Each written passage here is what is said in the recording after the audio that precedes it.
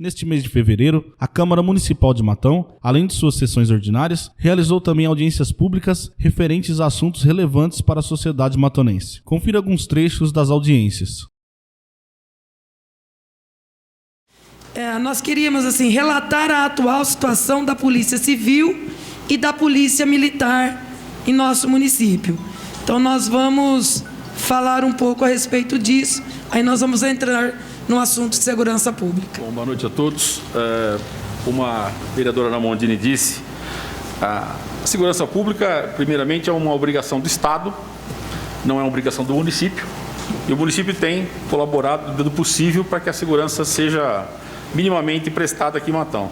Para os senhores terem um exemplo, nós temos 28 funcionários públicos, funcionários estaduais na delegacia de polícia, dos quais 11 são funcionários que a Prefeitura de Matão cede. Então nós temos um déficit enorme de pessoal na Polícia Civil. Poucos, não tem investigador, não tem escrivão. Há uma insistência que seja feita uma reposição de quadro, mas quem não sabe, e as pessoas que são leigas devem saber, a Polícia Civil é a polícia da investigação. É a chamada Polícia Judiciária. É ela que tem a obrigação de investigar a prática de crime, apurar a prática de crime e levar, obviamente, o criminoso à justiça. Um quadro pequeno desse, complicado. Nós temos 4 delegados de polícia em Matão, só que além da cidade de Matão, eles respondem por Motuca, Santa Ernestina e Dobrado, hein, doutor? Dobrado e Gavião Peixoto. A Polícia Militar tem um efetivo reduzido, precisaria repor esse efetivo da Polícia Militar, porque nós temos esse déficit operacional na cidade. Então essa é a situação, e aí, doutor Alfredo, tenente, vocês podem ficar à vontade para complementar essas informações que eu estou prestando, que foi aquilo que a gente apurou em reuniões prévias que a gente tem sido feito já há algum tempo com a Polícia Civil e Polícia Militar. Mas a Polícia Civil vem trabalhando, e eu tenho que até elogiar o Marlos com o pessoal, que é só um investigador, que é o Leandro. Hoje eles foram para Pitangueiras e Ribeirão Preto cumprir 8 mandados de busca domiciliar e 5 mandados de prisão. Prenderam os ladrões das 2 lojas de celulares, pegaram pouca coisa de celular, mas celular furtado daqui, trouxeram a caminhonete Amarok, trouxeram o Cobalt, só que o nosso trabalho não pode ser divulgado. A Polícia Militar, da mesma forma que a Polícia Civil, aí, vem trabalhando incessantemente, né, de maneiras a reduzir os índices e tentar inibir o máximo aí de ocorrências de roubo, de furto, homicídios, que é os crimes contra a vida aí, que acabam prejudicando demais as pessoas. Por exemplo, Matão, a nossa taxa de homicídios de Matão, ela está abaixo da taxa estadual. São Paulo é a menor taxa de homicídio por 100 mil habitantes. São 7 homicídios por 100 mil habitantes no estado de São Paulo. A Guarda Municipal hoje também tem o mesmo problema que tem a Polícia Civil, que tem a Polícia Militar, que é a falta de contingente.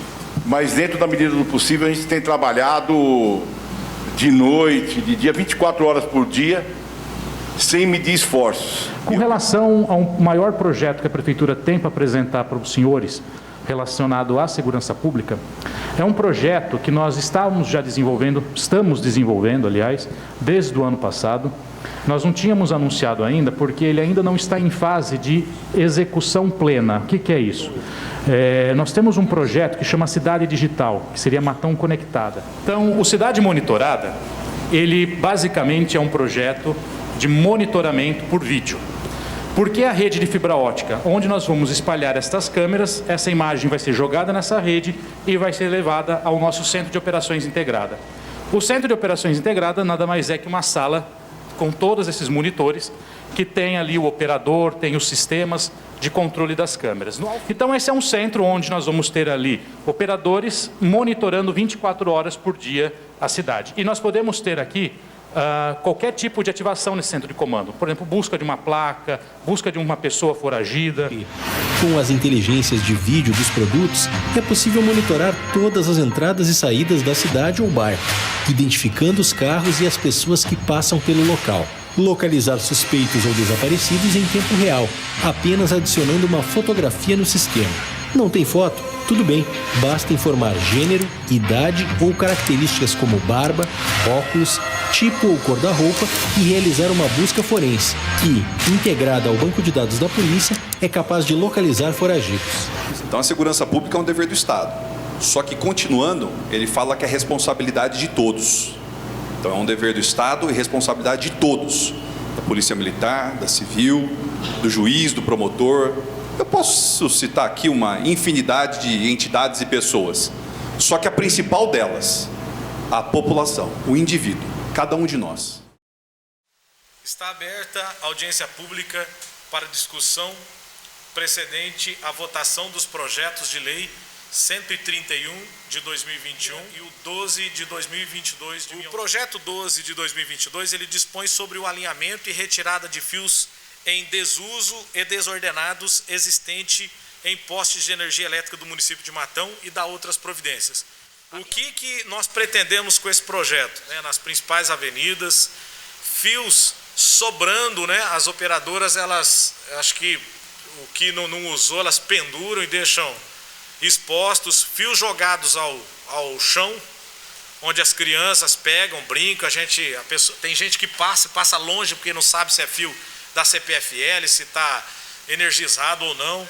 Nós queremos regulamentar e colocar aí um arco de tensão sobre as empresas, tanto a concessionária quanto as ocupantes que fazem uso dos postes que a CPFL hoje administra na cidade. E só para que vocês entendam, a CPFL ela concede o uso através de um acordo e ela é paga para que as ocupantes elas usem o poste e levem a tecnologia até as residências. Porque o poste é da CPFL. Então a CPFL é como se fosse uma sublocatária. A locatária do poste é a CPFL. A relação que ela tem direta com a prefeitura. A sua sugestão, doutor Paulo, é que seja centralizada todas as penalidades na CPFL. Sim, porque na verdade é o seguinte, Everaldo, a ocupação do poste, até onde eu sei, é por conta da CPF. É ela que autoriza a uma empresa de telefonia, uma empresa de TV a cabo, uma empresa de X, usar o posteamento dela para colocar a sua fiação. Estamos dando início a mais uma audiência pública, desta feita para a gente tratar sobre um projeto de lei encaminhado a essa Casa de Leis, que trata sobre alterações no plano diretor, na Lei 3.800 de 2006, essas alterações não são alterações profundas e nem tanto de conteúdo, mas alterações de algumas imperfeições existentes, ou seja, algumas duplicidades de artigos e de temas. Então, será debatido hoje aqui essas correções e pequenas alterações no conteúdo geral. E a gente tem uma gama de alterações que a gente vai propor ao longo desse período, desse ano, talvez até o ano que vem. E a gente resolveu, por unanimidade, que fatiasse esse trabalho, porque tem várias alterações. A gente chegou já a 50 artigos de alteração. Então a gente está fazendo o primeiro com um olhar que a lei atualmente, que está vigendo hoje, a Lei 3.800, de 5 de outubro de 2006, ela teve várias emendas, 2018, 19, 20, e algumas foram repetidas na lei. Ficaram mais em um artigo, com o mesmo teor, mesmo texto. Então, na primeira passada que a gente fez, a gente propôs ao prefeito, depois da reunião do Concima, esse primeiro lote, a gente chama de fase, de alteração. Quando foi feita em 2016 ou depois a ampliação do perímetro urbano de Matão, houve a determinação que a gente chegasse até as margens da rodovia Washington Luiz. Naquele momento, você vê que errar é humano, a gente falou que também abrangeria o lado sul, sentido capital. Os técnicos da prefeitura que nos procuraram falaram: Eduardo, olha o perímetro urbano de Matão e vê se ele pula a Washington Luiz. Não pula. Com o objetivo de desenvolver na sociedade uma consciência cidadã e de democracia, apresentaremos agora um vídeo sobre o papel do vereador. Samuel decidiu ser vereador, mas no começo ele tinha tantas ideias, queria mudar a cidade, o Brasil, até o mundo. Mas espera aí, Samuel, uma coisa é uma coisa, outra coisa é outra coisa. Se você quer ser mesmo vereador, é preciso saber as reais possibilidades de ação no seu mandato antes das eleições. O primeiro passo é entender que não se pode fazer tudo. Cada um tem seu papel numa democracia. Ser vereador é ser um representante do poder legislativo no município. No Brasil, há uma divisão das funções do Estado em 3 poderes: o legislativo, o executivo e o judiciário. São poderes independentes e colaboram entre si para alcançar os interesses do povo. Em linhas gerais, o poder executivo é quem administra o Estado. Ele desenvolve e coordena as políticas públicas das diversas áreas, como saúde, segurança, educação, executa o orçamento e aplica as leis em vigor. Já o legislativo é o poder responsável pela criação, alteração e revogação das leis que orientam as atividades do Estado e da sociedade, além de aprovar as leis orçamentárias e fiscalizar os atos do Poder Executivo. E o Poder Judiciário tem a função de julgar conflitos e demandas da sociedade de acordo com as mesmas leis. O Poder Judiciário busca garantir justiça quando provocado. Quer ver na prática? Imagine que o Poder Legislativo aprova uma lei garantindo a proteção do consumidor em vários aspectos, inclusive sobre o consumo de alimentos.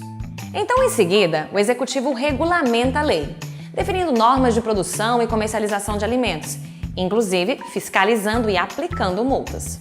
Mas se ainda assim acontecer de alguém comprar um alimento inapropriado para o consumo, esse consumidor pode provocar o judiciário para ter os seus direitos garantidos. Ou seja, é hora do judiciário aplicar a Lei de Proteção ao Consumidor aprovada pelo Legislativo. Nessa divisão toda, começo a perceber que não dá mesmo para fazer de tudo. Isso mesmo, Samuel. Essa divisão é muito importante para que haja equilíbrio entre os poderes. É o famoso sistema de freios e contrapesos. É legal saber também que o Brasil é uma federação, em que o poder político é dividido em 3 níveis de governo: municipal, estadual e federal.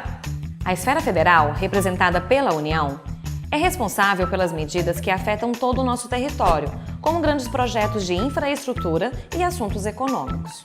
A esfera estadual trata dos assuntos de interesse de cada estado, mas sempre respeitando a Constituição, porque existem assuntos que os estados vão poder legislar livremente, mas tem outros que só vão poder complementar. E a esfera municipal administra as políticas de interesse local, ou seja, aquelas que precisam ser adaptadas à realidade específica de cada lugar, como atendimento básico de saúde.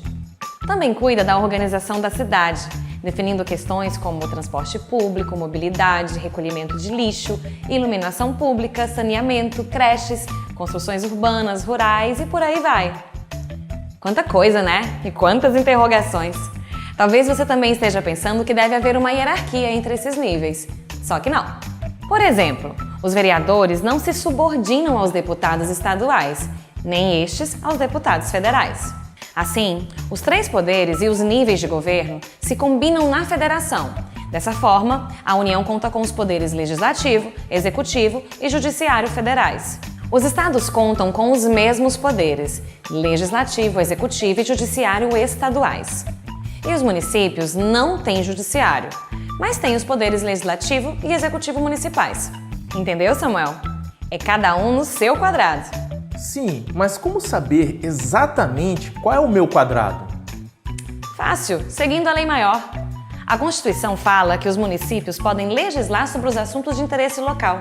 Por exemplo, manter programas de educação infantil e ensino fundamental, mas sempre obedecendo à Lei de Diretrizes e Bases da Educação. Viu que nada é tão simples quanto parece? Então, que tal estudar todas as suas atribuições e possibilidades para poder exercer da melhor forma o seu papel de vereador, mas sem mexer no espaço dos outros? Afinal de contas, para funcionar bem, é cada um no seu quadrado.